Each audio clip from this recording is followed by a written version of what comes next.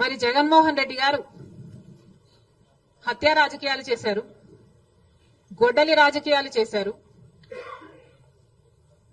హత్య చేయించిన వాళ్లతో భుజాలు రాసుకొని తిరిగారు, సొంత చెల్లెళ్లకే వెన్నుపోటు పొడిచారు, 5 కోట్ల మంది ఆంధ్ర రాష్ట్ర ప్రజలకు బీజేపీ పార్టీకి ప్రత్యేక హోదాను తాకట్టు పెట్టారు. ఈరోజు జగన్మోహన్ రెడ్డి గారు ఢిల్లీలో ధర్నా చేస్తారా? ప్రత్యేక హోదా కోసం ఎందుకు చేయలేదండి ధర్నాలు?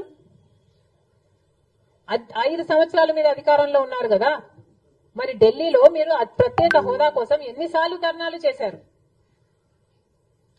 ప్రత్యేక హోదా అసలు ఊసే లేకుండా చేశారు కదా. ప్రత్యేక హోదా గురించి మీరు ఏ రోజు పట్టించుకోలేదు, పోలవరం గురించి మీరు ఏ రోజు పట్టించుకోలేదు, రాజధాని గురించి అని చెప్పి 3 రాజధానులను కన్ఫ్యూజ్ చేశారు.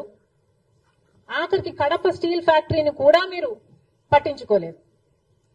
విశాఖ స్టీలు మన రాష్ట్రానికే తలమానికమైన అమ్మేస్తామన్నా కూడా పట్టించుకోలేదు. ఈ రోజు మాత్రం ఢిల్లీకి వెళ్లి ధర్నా చేస్తారట.